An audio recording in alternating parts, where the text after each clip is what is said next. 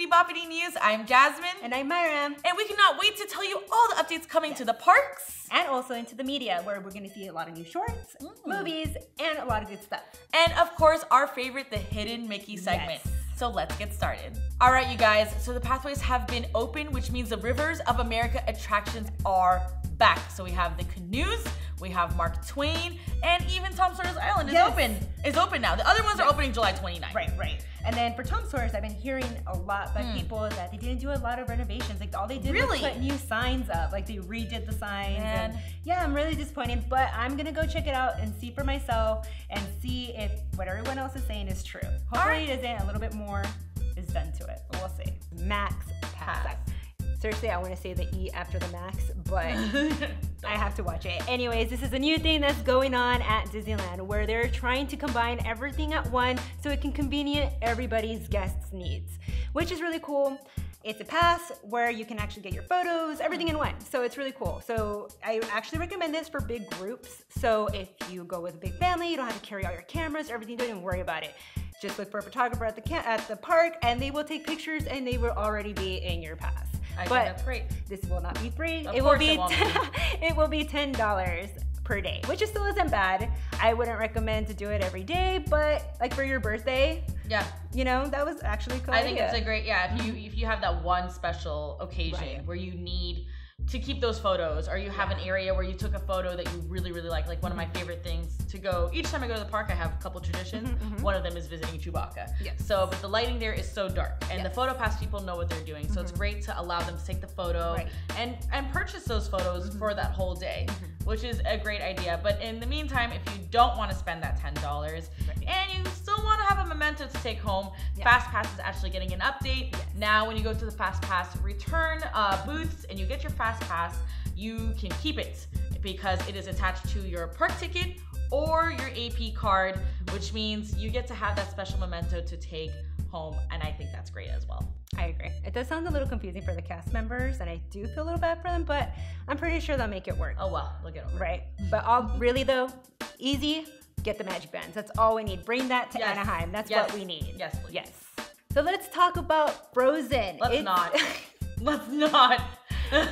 Well, they added a short into Coco. Okay. And I think it's a really cute idea. I usually would agree with you because I am a little tired of Frozen, but I love the story they add to it. It's about traditions, and it's really cute. It's Olaf going off, trying to create a tradition for Anna and Elsa. That's cute. Well, seeing as how their parents died when they were fairly early. Spoiler alert.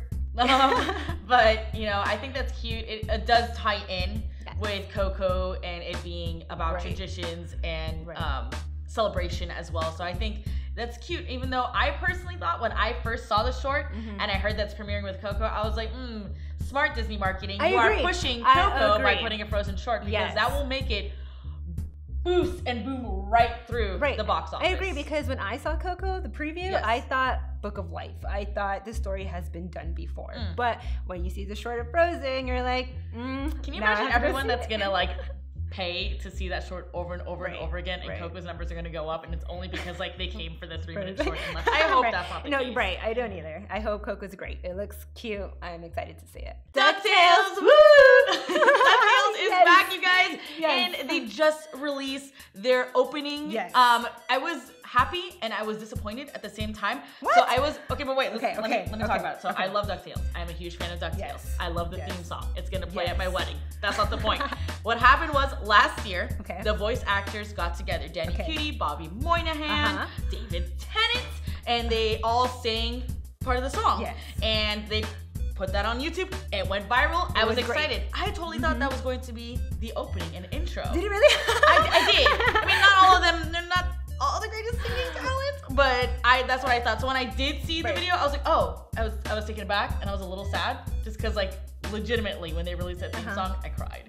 I loved it. It brought back memories. I used to see that show when I was a kid, including with what's that other show? Darkwing Duck. Oh yeah. So it was all great. I loved it. You know, when I heard the song, I'm like, they kept it to the original. It was cool. It just had a little bit more beat to it. I loved it. And animation style is so on point. It's so retro. I'm excited. Cars 3 is finally out, and I have to say it was a good movie. I went to go take my nephew, and he was psyched. I only really took him to go see the reaction on his face on that movie. Really? Yes, I was just, but he was sitting there like. Were you as psyched as he was? At first I wasn't, because me, I wasn't really into Cars, but I actually liked this movie better than the first. Really? Yes. I heard from most Disney fans that Cars 3 is what Cars 2 should have been. Yes, I agree. And I heard it did do really well. So just opening day alone, they made $19 million, which is amazing, but they still have quite the catch up to do because the production cost was around $175 million. But I think they'll get there. They might. All right, guys, it's time for our favorite segment. Yes. The Hidden Mickey segment, where it's like all the Easter eggs happening in the world of Disney. And to start it off, of course, is food. So there is a brand new item hitting DCA in Hollywoodland at the Schmoozies area. It is the Bifrosties, which is really cool because we talked last week about how Avengers is slowly entering the parks. It's creeping its way through, and now through these like ice things, ice slushy. Shaved ice. You can add ice cream.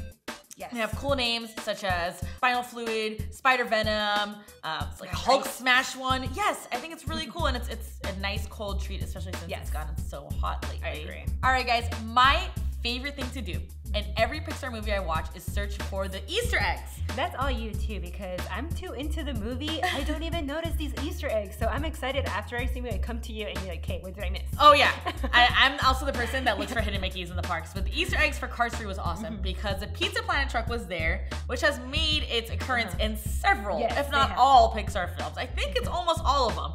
And this one's actually incredibly special because June, as you know, is a month for LGBT awareness, and Cars 3 that came out in the middle of June kind of had a special memento for that with Lea DeLaria, who is the star of one of the stars in Orange is the New Black, was also the voice actress for the yellow school bus in Cars 3. She was really fun. She was awesome, and her little touch was this cute little lightning bolt they had on the back of the school bus that was rainbow colored. And we believe, as Disney fans, that's kind of a special nod to the fact that she is a very outspoken actress for the LGBT cause. Yeah.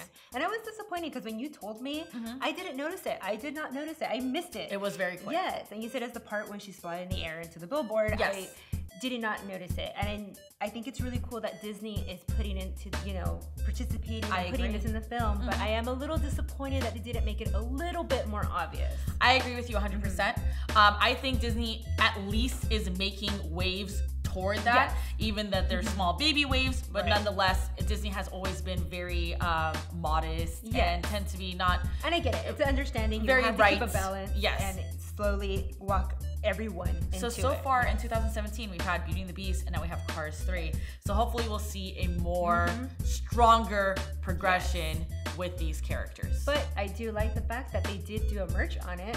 They did? Yeah. Yes, and in the Pixar store, you can actually get that lightning bolt that is rainbow design. So if you want to support your love for LGBT, Lea DeLaria, or Cars 3, you can purchase that pin. Alrighty guys, so last Sunday was Father's Day, and me and Jasmine came up and decided to talk about our favorite dads in the Disney world. They're so important. Yes. They're more they exist more than the moms, actually. Right. We're grateful for our dads. We love our dads, but we just thought we'd want to appreciate the dads in Disney. So my two favorites, I'm gonna put two in one because they're both in the same film. Okay. Which is Princess and the Frog. Okay. Which is Tiana's dad, James. I loved him. He was hardworking and he did everything to make sure his family was good. Awesome dad. He took care of them, and he died in the World War I. So it was, to me, that was inspirational. I loved him. And my second one is Big Daddy. LeBeau, I believe his name is. Yeah, Lottie's dad. Yeah, love Lottie. She's my favorite, and I love him because he spoils her. I imagine him like the part of my dad that spoils me. I love him. And then finally, it's going to be Goofy. Yes. Good choice. Good choice. Love Goofy. Goofy is the only dad out of the main four. Yeah, and Max in the Goofy movie. That was such a great movie. That definitely was feels too. My top three favorite is, of course, Sultan, because I'm Jasmine. That's my dad. He's goofy and silly. Reminds me of my own dad. Number two is the dad.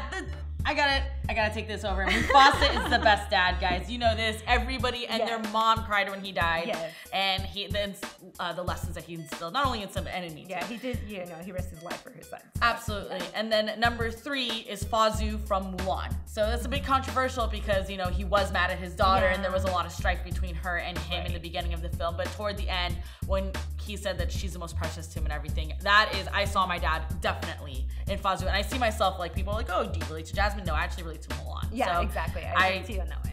Happy Father's Day, guys. Happy to all the Disney dads that are watching this, if you own a kitty, a doggy, a human child, have an amazing Father's Day. All right, you guys, that does it for us at Bibbidi Bobbidi News. Make sure you check us out next Friday for the happiest news on earth. Until then, I'm Jasmine. And I'm Mayra. Make sure you click that like button and definitely hit that subscribe button to stay up to date with everything trending in geek pop culture. Pound it.